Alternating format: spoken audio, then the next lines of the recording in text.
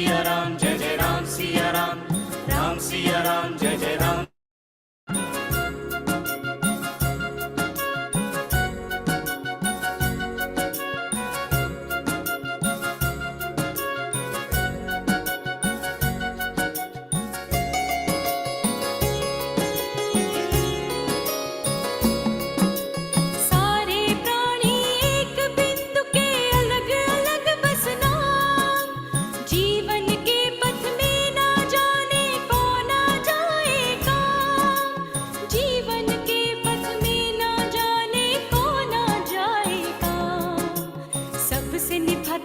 सबको रिझाता चल, सबसे निभाता चल, सबको रिझाता चल, मिल जाएंगे राम।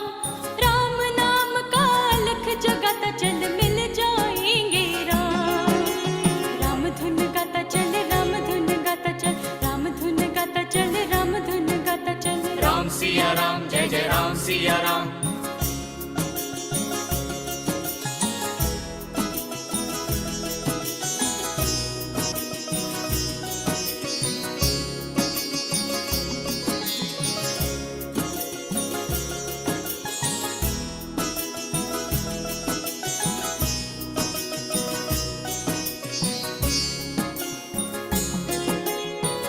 जीवन का सार समझ ले, जीवन उसका है। जर्रा निकाले जो माटी, सब कंचन उसका है। जर्रा निकाले जो माटी, सब कंचन उसका है। परती हटाता चल, मन को सजाता चल, परती हटाता चल, मन को सजाता चल, मिल जाएंगे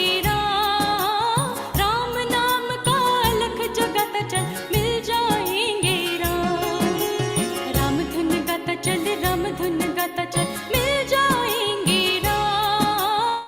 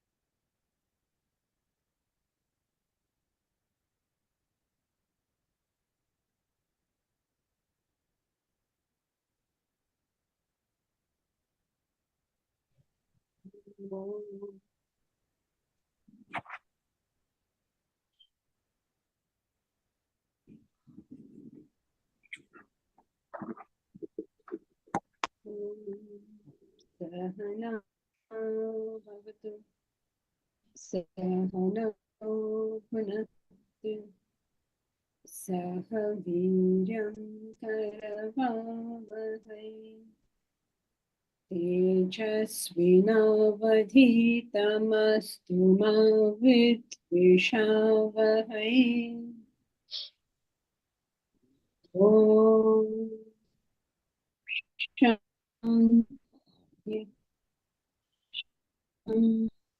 शान्ति।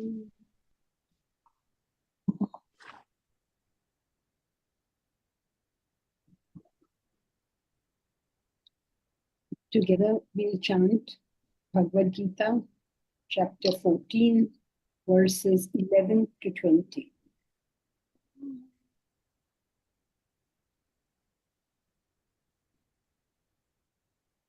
सर्वद्वारेषु देहेऽस्मिन् प्रकाश उपजायते, ज्ञानं यदा तदा विद्यात् विवृद्धं सत्त्वमित्युत। लोभः प्रवृत्तिरारम्भः कर्मणामशमस्पृहा, रजस्येतानि जायन्ते विवृद्धे भरतर्षभ अप्रकाशो प्रवृत्तिश्च प्रमादो मोह एव च तमस्येतानि जायन्ते विवृद्धे कुरु नन्दन यदा सत्त्वे प्रवृद्धे तु प्रलयं याति देहभृत् तदोत्तमविदां लोकान् अमलान् प्रतिपद्यते रजसि प्रलयं गत्वा कर्मसङ्गिषु जायते तथा प्रलीनस्तमसि मूढयोनिषु जायते कर्मणः सुकृतस्याहुः सात्विकं निर्मलं फलम् रजसस्तु फलं दुःखम् अज्ञानं तमसः फलम् सत्त्वात् सञ्जायते ज्ञानम् रजसो लोभ एव च प्रमादमोहौ तमसः भवतो ज्ञानमेव च ऊर्ध्वं गच्छन्ति सत्त्वस्ताः मध्ये तिष्ठन्ति राजसाः जघन्यगुणवृत्तिस्थाः अधो गच्छन्ति तामसाः नान्यं गुणेभ्यः कर्तारं यदा द्रष्टानुपश्यति गुणेभ्यश्च परं वेत्ति मद्भावं सोऽधिगच्छति गुणानेतानतीत्यत्रीन् देही देहसमुद्भवान् जन्म मृत्युजरा दुःखैः विमुक्तो मृतमश्नुते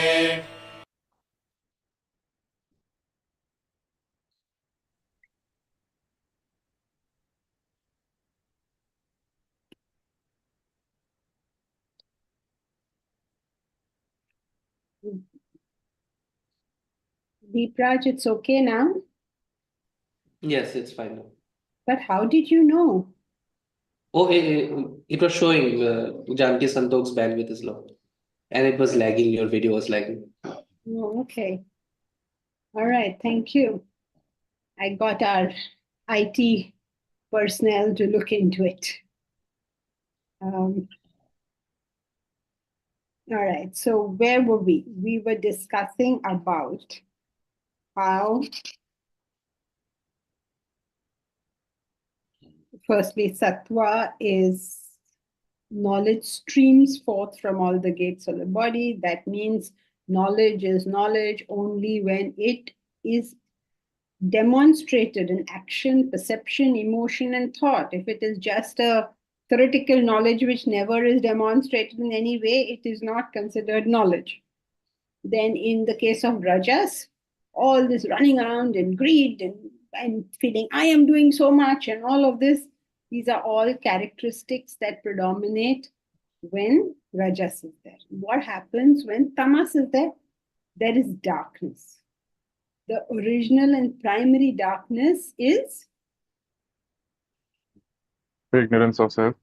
ignorance of the self. So basically, if you really look at it like that, we are almost all of us 100% tamas only. Because so far away we are from the self, it is not, we don't even recognize the distance that far away. We don't even perceive it somewhere distantly in the future. We are that far away. So aprakasha, not knowing that we are ignorant of the self, not valuing the fact of knowledge of the self. That is why even people who do charity or do volunteer work, They go and do it for so many causes, which they understand. They don't understand the cause of spreading the knowledge of the self. It's not comprehended only. They say, ah, तुम लोग कुछ कर रहे हो, अच्छा कर रहे हो, very good. हम लोग, we will go and feed the poor, we will look after this person, that person. Animals करेंगे, environment करेंगे. You don't understand. I mean, it's too far away. You can't blame them, obviously. They can't understand it. If you can't see it, what are you going to do about it? So, a prakasha. In the relative sense, also, this is true because we don't know how to surrender to people who have more knowledge than us. We are not able to do this. We go to the doctor, tell him, prescribe this for me. We go to the architect, we say कि ये wall निकाल दो. That poor architect is saying ये wall नहीं निकाल सकते. नहीं, निकालो. मैं पैसे दे रहा हूँ, वो wall निकालो. अरे क्या बोल सकते? So we are constantly unaware of our ignorance. And there's a very interesting law that says the more you know about a subject, the more ignorant you feel about it. And the less you know about a subject, the more knowledgeable you feel about it. And it's very interesting why. Why do you think this is so?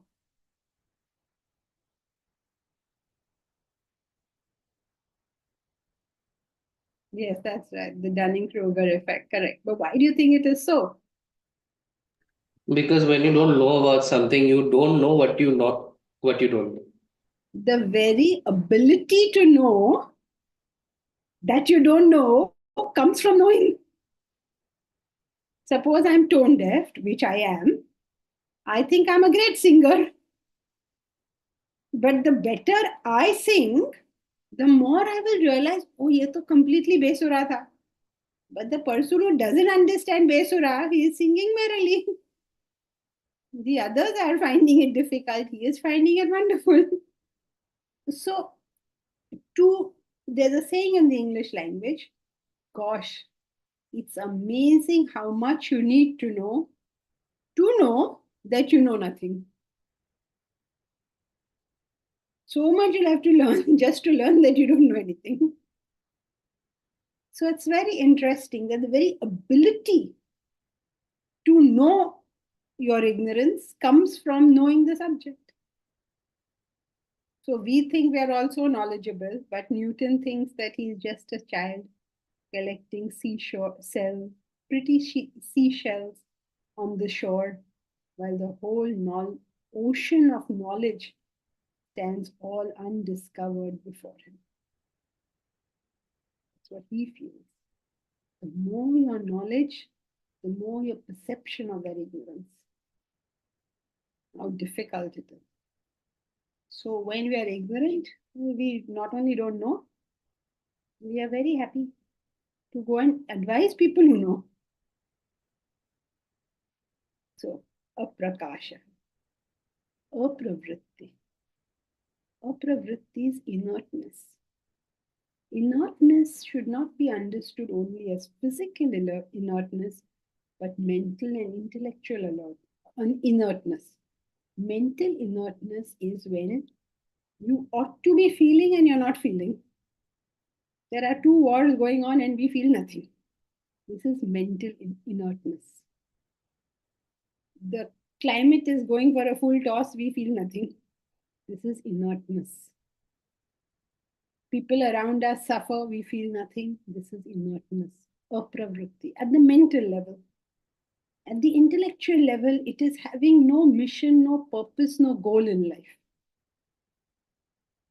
It's just going day after day, enjoying this, enjoying that, sorrowing this, sorrowing that. Nothing really driving you.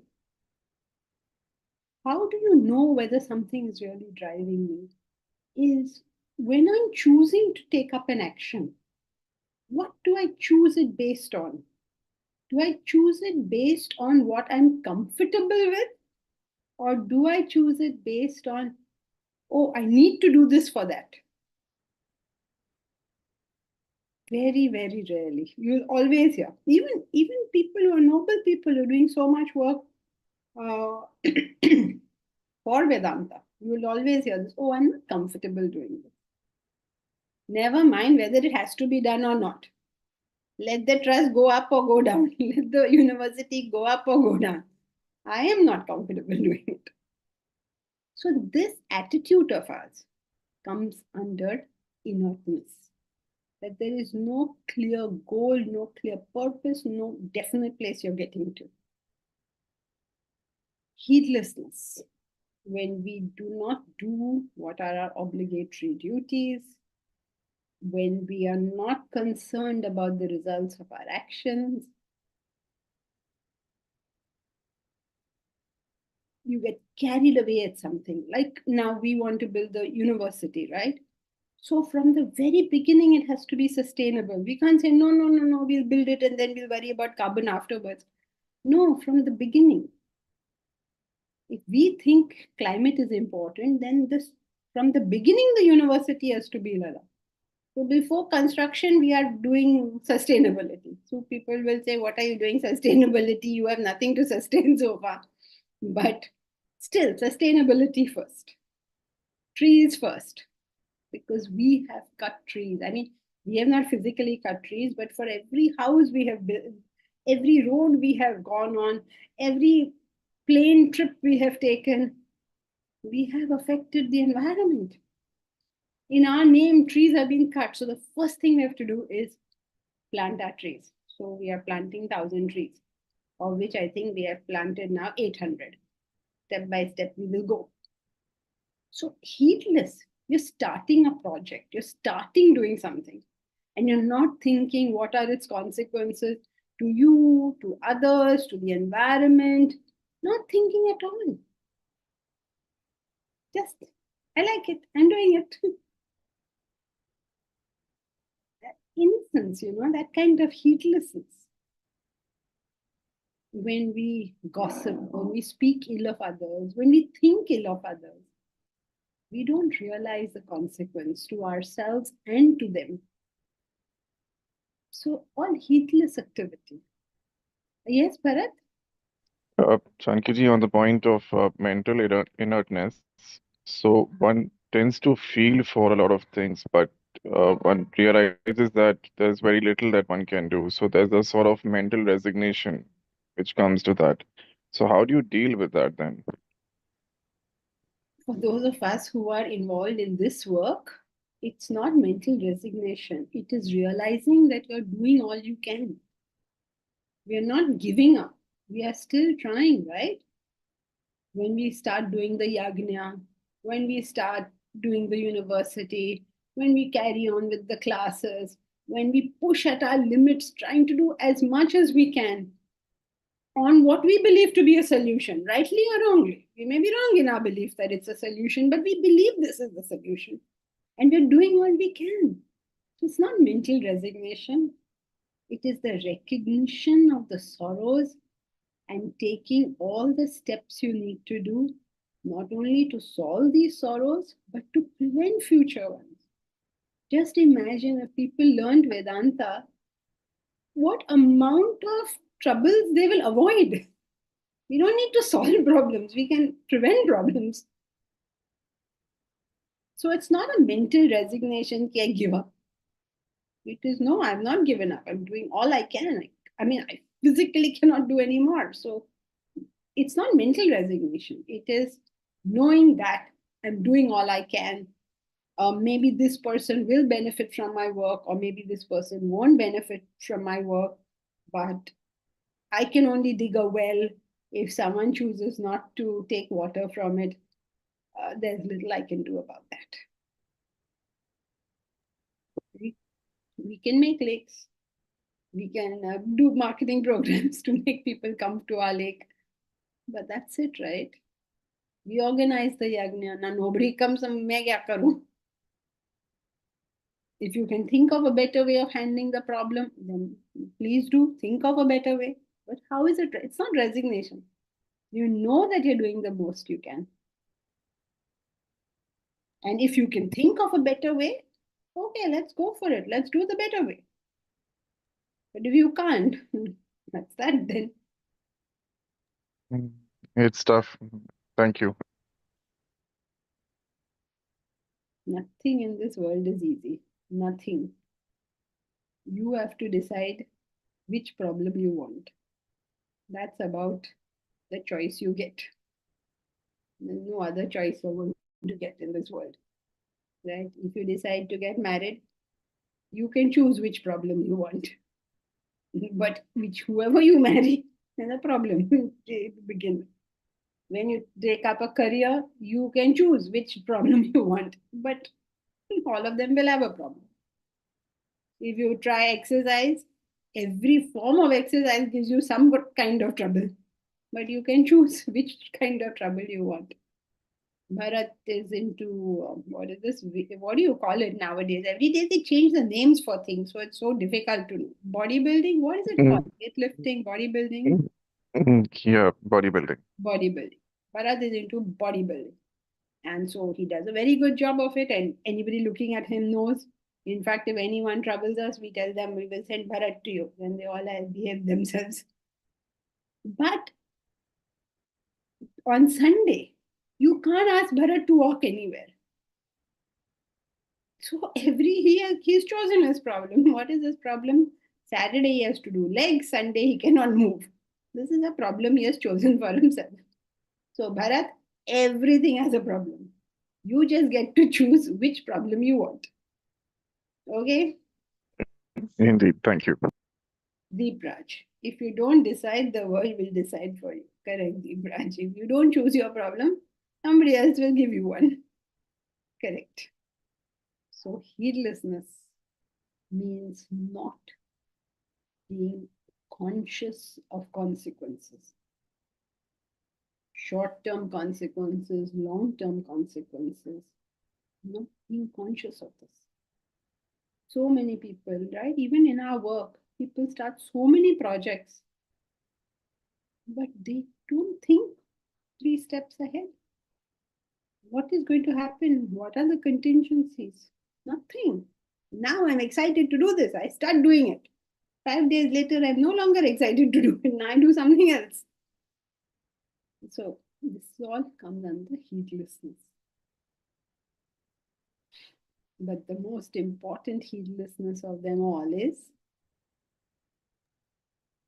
Delusion. Ignorance of the self. Not working to remove the ignorance of the self. Not consistently working for removal of that ignorance. That's the biggest heedlessness. That's the worst heedlessness. So why is that? There's a thing we're all ignorant of. Yeah. So why is that the worst heedlessness? Everything else stems from that. Very good. So what is it that is going to stem from it? If you ignore that ignorance, then what is going to happen? For sure. You remain ignorant. Yes. So what is the consequence?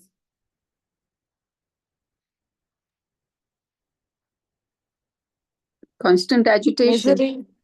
Misery. Correct. Sorrow, agitation, misery. If you are ignoring the ignorance of the self, be prepared for agitation. Just be prepared for it. It's a cause and effect relationship. To the extent you have not realized the self, you are on a you're sitting on a time bomb. Right? It's only a question of when it will explode. Because you have not fortified yourself. And if you have not fortified yourself, all it takes is some problem from the world to knock us off base. That's all it takes. And any problem can come anytime. If you don't believe me, watch these documentaries they show on television.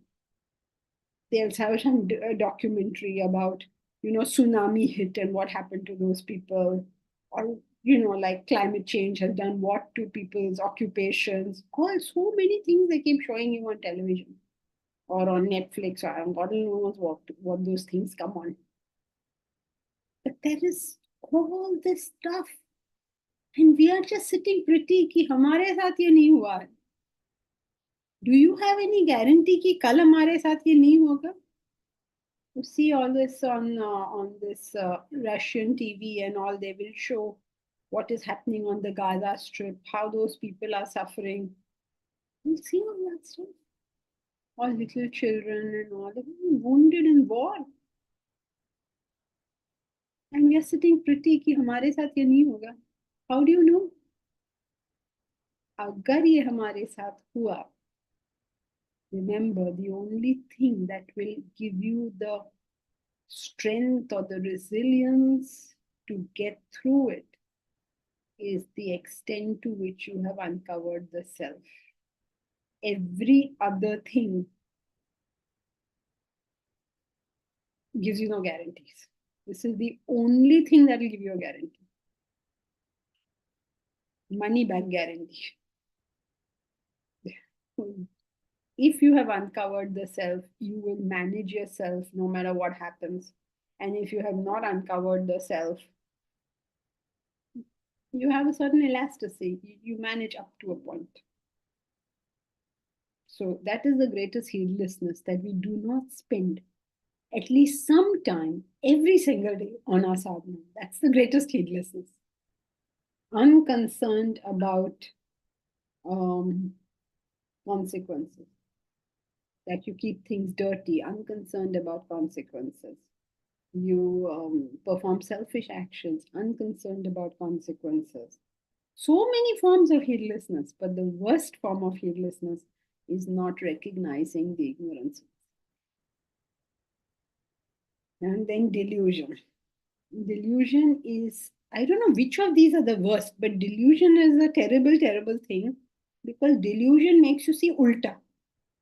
Your friends you see as your enemies. Your enemies you see as your friend. Suppose a young child wants to take drugs. Okay, he goes to his mother and he says to her, if he says to her, should I take drugs? Achi maar padegi, right? So he will not go to her. He will go to his friends who will say, Are, of course you have to take, you don't know how it feels. Who is your friend? Who is your enemy? Can't tell.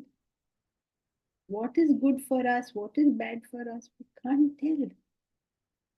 What is helpful? What is not helpful? We can't tell.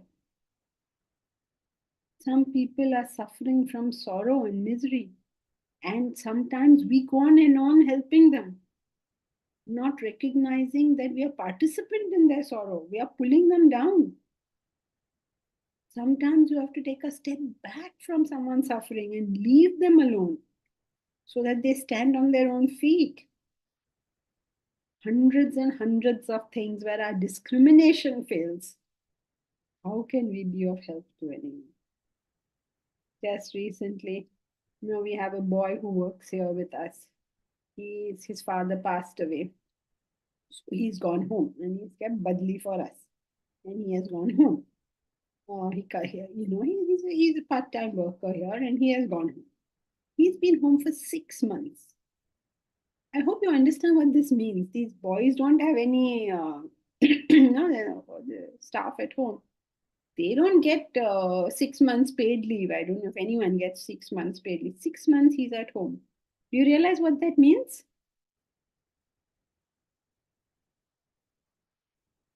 What does it mean if the chadu pocha wala stays home for 6 months? What does it mean? No income for 6 months. No income for him. No income. But why is he at home? His father, who was an alcoholic, passed away. His brother, who was also working here, got some back troubles. So his income has stopped. He's not working anymore. He has got 2 children of his. This boy was the sole earning member of the family. He is staying at home for 6 months because his mother is in depression. By staying at home, is he helping? Now, not only is she depressed, her husband is gone. She's soon going to be depressed because there's no money in the house. Nobody's working. Everybody's sitting over there and crying. So occasionally ask for some money. And out of what to say now, helplessness, one has to give it. But the thing is, Yesterday I ticked him off. I thought, you have to come back now. Because that strictness may help that whole family. And being lenient may pull them all down. So each person has to at that time decide what is helpful and what is not helpful. And when that tamasic delusion is there, you can't tell. So I don't know now, all of these, if you have to say which is the worst, I don't know which one to say is the worst. They all sound pretty bad to me. But failure of discrimination will probably, I don't know, delusion sounds to be the worst state. Example of delusion is, remember, King Lear. He chose the two negative daughters and he threw out the one good daughter. Delusion. These arise when tamas predominates, O Kurunandana. O beloved of the Kurus, O joy of the Kurus, that means Arjuna. When tamas predominates in our personality, then this is there, darkness, aprakasha, apravritti, pramadaha, moha. All of these arise when tamasa nivrutti. When there is predominance of tamas. Tamas, sattva, rajas, tamas, how they predominate and how they function are clear. Any questions on them? Okay, great. So let's go on to verse 14. Yada sattve pravruddhe tu pralayam yati dehabrat tadottama vidan lokan amalan pratipadyate. Yada sattve pravruddhe tu pralayam yati dehabrat tadottama vidan lokan amalan pratipadyate. Yada sattve pravruddhe. Sattve pravruddhe, it is Sati Saptami. When sattva is in predominance, pralayam yati dehabrat. Dehabrat means जिसने देह धारण किया है, which is the embodied, which is you and I. So when pralayam yati, when he goes to pralaya, you all know what pralaya is, right? Death. Whenever a person goes to death, when sattve pravruddhi, when sattva is predominant, when you go to death, means when you die. Now, what is he talking about here? He told us what is the behavior, what is the emotions, what is the thinking of the sattvic, rajasic, and tamasic. Now he's telling us when any of these happen, what will be the consequence? What will be the result of all of this? So if you go to pralaya, if you die when sattva is predominant. If you die means what? Doesn't necessarily mean you're dead. Basically, it means after the action. Death represents the end of something. Birth is the beginning, death is the end. So every experience has a beginning and an end. This experience of yours of being to class, of coming to Bhagavad Gita class, began at 10:30, and you will be said to be dead in this experience at 11:30. At 11:30, you will be born in another experience, whatever that will be. Maybe you will go out with your friends. I don't know what you're going to do. I know what Arun is going to do at 11:30.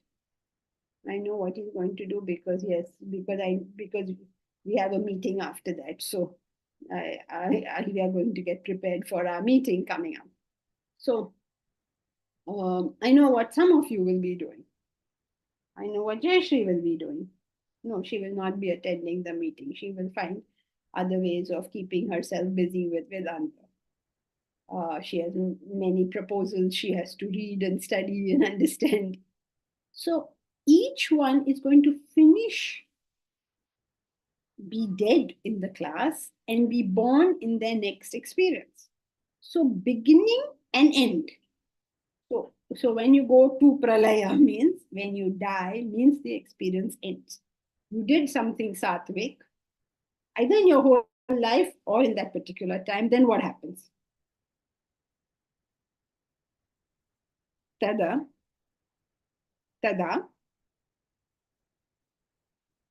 uttama vidam. Uttama vidam. Vidam means the knower. Uttama vidam. So you know something great, right? If you do sattvic action, you go towards the sun. So simple. Lokan amalan. Lokan amalan. You go to that world, you go to that sphere which is amalan. Mala, you know, mala means dirt. Amalan means the lokan amalan. जिस लोक में मल नहीं है, जिस लोक में गंदगी नहीं है, where there is no impurity in that world. So what is this world? Remember? Do you remember what is the dirt? Desires. Right, at every level. Physically, materially, everything around you is neat and clean and precise and organized. Your actions are all noble, unselfish. Your mind is calm, pure. Your intellect is clear, not confused. Your vasanas are being removed. You know, you attain those spotless worlds, he said. All the time, when we think of spotless world, we think of curing all the stuff, bad stuff in the world. So many bad things are there in this world, and we want to clean them all. A spotless world is created when Dirt is removed. When With we remove knowledge. impurities from within ourselves. very good. Very good, Sutapa. When we clean ourselves, the impurities from the world are removed. Remember that famous story about Yudhishthira and Duryodhana? So Krishna told Yudhishthira, go find me a bad man. And he told Duryodhana, go find me a good man.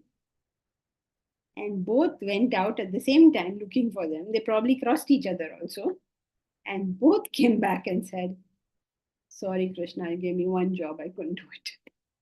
Yudhishthira couldn't find a bad man, and Duryodhana could not find a good one. So how do you make this world spotless? How do you get a spotless experience? By becoming spotless yourself. The more we purify ourselves, the less bad things are there in this world. So you may say, if I make myself better, will the war in Gaza stop? Will climate change improve? Yes, it will. Because when you make yourself better, you will not have anything against the people who do the wrong, and you'll be able to deal with the people who are doing all this. Just like an adult can deal with a child. You have no problem dealing with them. You can deal with them. You are not agitated, and you're benefiting the world. That's why we always say, one person learns Vedanta, you have no idea how many people are going to get benefit. Just only. Just let us become good ourselves. You know that famous saying in English, my father always said this. He said, I've forgotten who said it. I can't remember because I've heard it since childhood so much. I always attribute this to my father, but he's only quoting an English text. And he says, make yourself an honest man, and you can be sure there is one less scoundrel in this world. Make yourself an honest man, and you can be sure that there is one less scoundrel in this world. Because left to ourselves, we are all basically scoundrels. You realize that even children, you leave them to themselves and they're real scoundrels. Child will, if you leave the child to himself, is he going to go to his desk nicely and study and then go and eat his food at the right time and, stay away from the window and not try to jump over it? The child will do everything to damage itself and everything around. Because it has no vision to see, right? Leave a child by itself in the kitchen and you're asking for trouble, no? They'll rip out all the knives or put it on the gas. Real scoundrel there. So when we are left by ourselves, we do all sorts of negative things, not because we are negative, but that is the nature of innocence and immaturity. So our dedication to self-improvement, to becoming a better person, to understanding what is a better person. We are all trying to be better, but one person says, I want to be better. Oh, I see. What do you want to do? I'm going to learn to speak English better. Okay, nice. Do something, anything. Each one has his own concept of what is better. I want to be better. Okay, what are you going to do? I'm going to go to the finishing school at Switzerland. Each one has his own concept of what is better. What is better? You need an intellect to know what is better.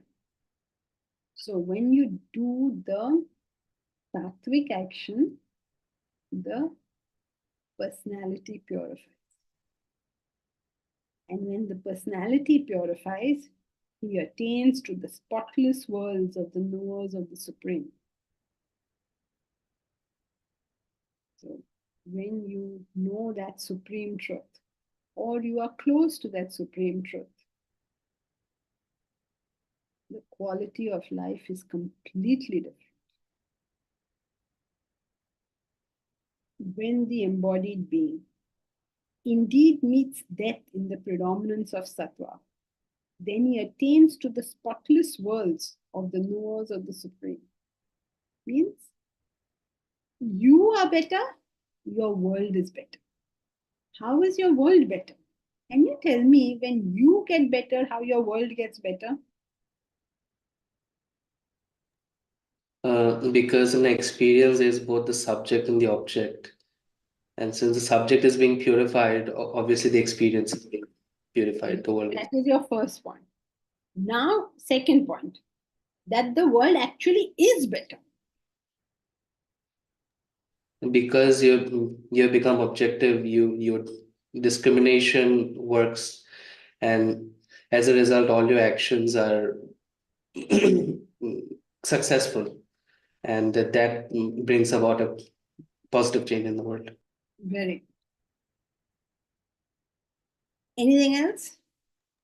We project Okay, our so- mind. Sorry? We project our mind. Yeah, that's the first one, right? Yeah, Sutapan? I think it's like along the similar lines in the sense that if we make ourselves better, then we will identify those, like if we have good things inside of ourselves, then we will be able to see the good things outside and connect with that. And then, like you said, like have faith and hope in like making things better because we just expect the best out of ourselves. So we expect the best for the world or something like that. Yeah, if you had stopped with your first line, you would have been, I would have said excellent. So the Yeah. first point was very good, that your discrimination is better, so you can choose better people around you. You can choose better experiences for yourself. If you are not better, how are you going to choose the joy of classical music? You can't, right? If you are not better, how are you going to choose the fine conversation of intelligent people? You can't, right? So all these various points show how the world is better. First way is about you are better, so you see better. Second one is you are better, so you make it better. Third one is you are better, so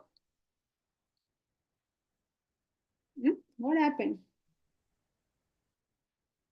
You choose You better. choose the right You people. choose better. Very good. You choose better.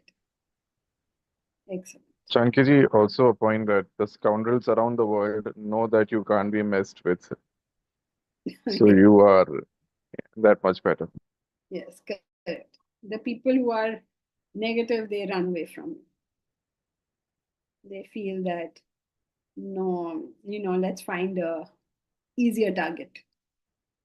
But if there is a really good scoundrel, like a really professional good scoundrel, then he would like to get in touch with you because he also wants a challenge, no? Everybody else finds you too tough, but he'll say, good, this is a good challenge for me. See, because when Rama is the hero, then Ravana is the anti-hero. We don't meet Ravana. Ravana won't deal with us only. He'll think they're too stupid for me to be bothered about. Right? So the hero and the anti-hero also are matched. So if you're having a match, then it will be good to have a similar, like one is very good at goodness and one is very good at badness. Then, it's a good match. Otherwise, it's very boring. So yes, all the chitpoo-putpoos will run away from you. They are not interested in challenges. So when you die in sattva means when this whole experience of yours was conducted in sattva, the consequence is that you go closer to the self. You attain the spotless worlds of the knowers of the Supreme. I hope every point in this was clear. If you want to take it as a rebirth, obviously that is also correct. If you want to take it like that, we tend not to interpret it like that, is because everybody interprets it like that, and beyond a point it becomes just words.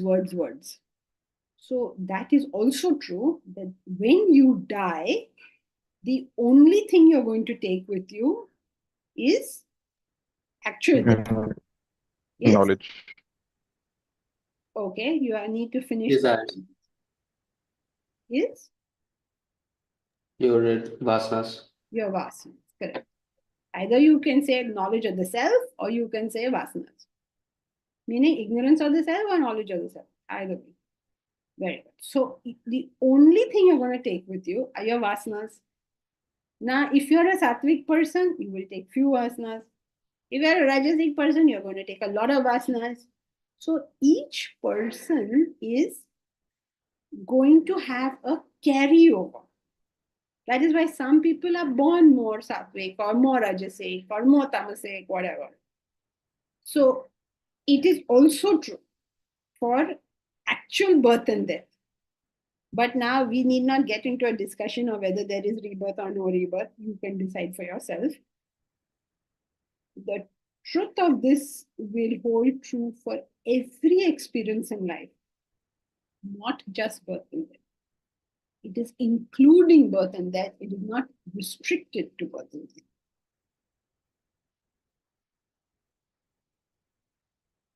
So what do we know from this? Your sattvic vasanas will propel you to a sattvic environment. You have the discrimination to tell this is a sattvic environment. Can you all hear this sound? No, you can't hear any sound. That's it. All right. So, shall we do verse 14 clear? Any questions on verse 14?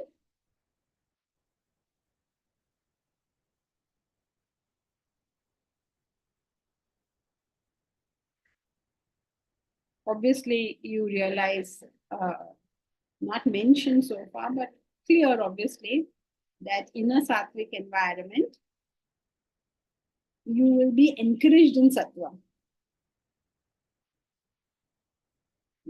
I suppose we were all staying together on the university campus. Won't we be little more encouraged to be sattvic? So, a sattvic environment can encourage sattva too. So basically, this is all around spotless worlds. There's so many things you can say about spotless worlds. We'll do verse 15.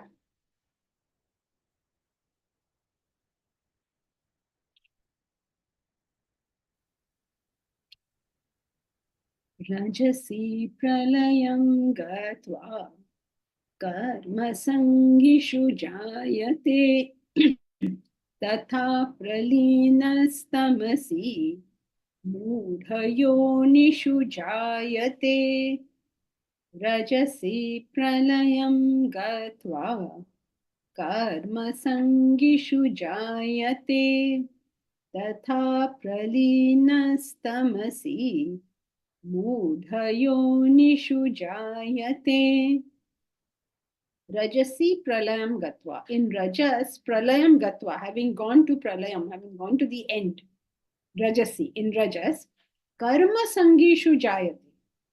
Where will you be born? You will be born in the karma sangi. Karma sangi means those who have sung towards karma, means attached to action. Like some people are born in those houses where everybody is attached to action. Attached to action means what? Any little thing that happens, there is so much reaction. I was in a traffic jam. And I'm so exhausted. I'm so this. So such an exhausting experience. I was so overwhelmed. All that happened is you were in a traffic jam for half an hour. It's not pleasant, but it's certainly not a tragedy. You are sitting in your Mercedes car, nice music is playing, nice air conditioned, and everything is fine. There is no problem of any time.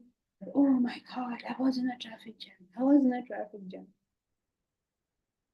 Attachment to action. That means so much reaction to the smallest things that happen. You know what happened today? Today, I went to the restaurant to eat and I ordered. I always order global salad. Today, when I ordered global salad, there was no edamame in it. Can you believe it? Janki ji, I have a friend who sent me a message just yesterday that how exhausted and tired she is after the holiday in Argentina, came back to Pune, went to 60th, 50th birthday party of another cousin to Goa, came back, and she was going on ranting like she's a person with so many problems. So it was so hideous. I'm like, my God, I have nothing to say to this. So not even like traffic or anything. This is like a holiday that you chose to go. Yes, correct. Attached to action. In everything. If you go, also a problem. If you don't go, also a problem. So, karma sangeshu means you will naturally attract such people to yourself who are all the time finding a problem somewhere. And these people will say how much they're enjoying. It's very confusing. Are you enjoying or are you having a problem? Please explain that first. They'll say, why do you need to go to Bhagavad Gita class? Are you not enjoying? No, I think I am enjoying. Therefore, I'm going to Bhagavad Gita class. Are you enjoying? Yes, see where all I went. Well, I hope you did enjoy. Because you went there and you didn't enjoy, it's very sad. Sutapa, in America, most conversation is based on action. Yes, most conversation is based on action and based on reaction. This is what they are all the time. You meet most modern people today, they're either telling you what they did or what happened to them. It's a permanent autobiography that goes on. There is no conversation other than autobiography. What happened? No, I was walking on the road and then I stumped my toe on a stone. Can you believe it? My brother's granddaughter. Can you believe it happened? I was in the playground and one boy came and told me that I can't play here. Can you believe it? He's only bichari, only so. But All the adults are talking exactly like that. What do you say? So yes, Janki ji, yeah. One second, I'll just come to you. Let me finish with Sutapa. So it's also embedded in the way the English language is spoken in the American context. Yes, English language has one advantage that other languages don't have, which is that it's a very adaptive and flexible language. Like French is fixed, but English is very adaptive. So if you are egoistical, the language becomes egoistical. If you are non-egoistical, the language will become. So that language is following the human being. And from the language today, you will see the state of the human being. It's a very interesting phenomenon. So it's not that the English language is spoken like that, it is we speak like that because we are using this tool in this manner. You can speak the English language also very in a very cultured manner, but that is not there anymore. Like, earlier people would not even use the word I so much. It would be considered in bad taste. Now everything is autobiography. Even even for everything, it is an autobiography. You want to say something, Sutapa, since you raised your hand? Janki ji, before she answers, I request to Sutapa to give an example of what she meant. I didn't quite follow that. Yeah, that's actually what I was about to do. So I feel like definitely like the English language has that, but I feel like in the American context, so English is spoken a little bit differently, like let's say in the UK or like other English speaking countries. So in the US, like for example, it's very like, so we have like active and passive voice in English, right? So you have like, I have this. In the UK, you would say, oh, I have a car. But in the US, you would say, I've got a car. Or like, for example, in the UK, we'll say, I have a test. But in the US, they'll say, I took a test or I'm taking a test. So they always have like English in the American context specifically focuses a lot on the action verb, which is like, I took this, I've got this, rather, or like I had an example here, which says, yeah, like in the British English, you would say, have you got it? But here they'd say, did you get it? So it's more like they use more of an active form of English than the passive form. And that kind of like makes me resonate with how we were talking about Rajas and Thomas, which is like more action based, right? So maybe I've seen like in general the culture here, people are very action focused and everything revolves around what you're doing. Like when they'll ask you how, they don't ask you like, how are you doing? They're like, yeah, what's going on? What did you do this weekend? So it's very action. And even in the subtle ways English is structured here, you can sense that. So yeah, it's very autobiographical. Yes, it's usually action or it's reaction about how their heart is breaking over something or the other, or how this is absolutely stupendous. It was awesome. Whatever. That's either action or reaction. That's where we are. So you're right. Yes, it's the. I mean that the Americans put it in action to, in some sense, is right. Is good because then they do action and then their country goes up. But here we seem to have the worst of all the worlds. Mumbai, of course, is action oriented. Unlike Delhi, I remember in Delhi, one man, there was a music teacher who used to come and he used to say, I'll come on Saturday at 10 o'clock. And then finally, he'll come on Monday at 5 o'clock. And nothing, he doesn't find anything odd. He thinks, I can't, no. So, I mean, it's not necessarily attachment to action if you're doing action. But that whole, I don't know what, over value to it, like excessive value to it, excessive value to reactions, excessive value to the minor daily problems of life. Yeah, fixation you can say, or value you can say, both would be okay. Too much value for something that is a fairly ordinary thing. Like, you see children talk like that. No, no, auntie, you know what happened to me today? My friend never came to school.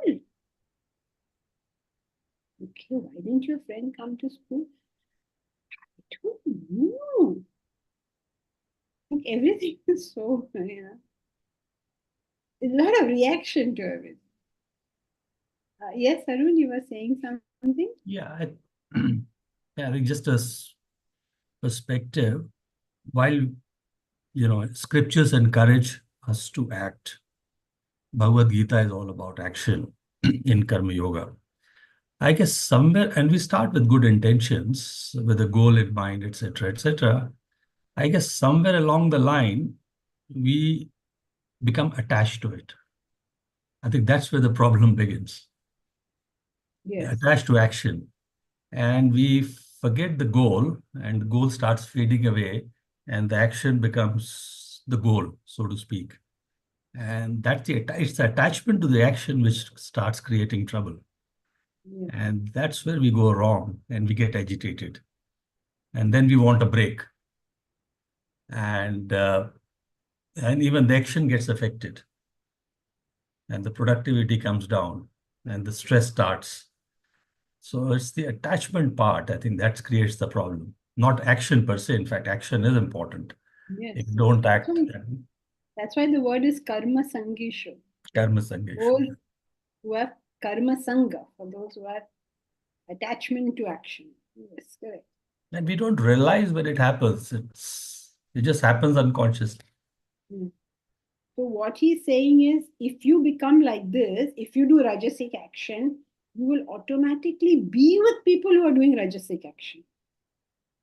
You'll be born with people who are doing rajasic action. So you're adding, it adds fuel to fire. Like how if you did sattvic action, you'll find sattvic people. If you do rajasic action, you'll find rajasic people. And in both cases, fuel is added to the fire. So not only you are like that, you're surrounded by people who are like that. So it becomes more and more of the same.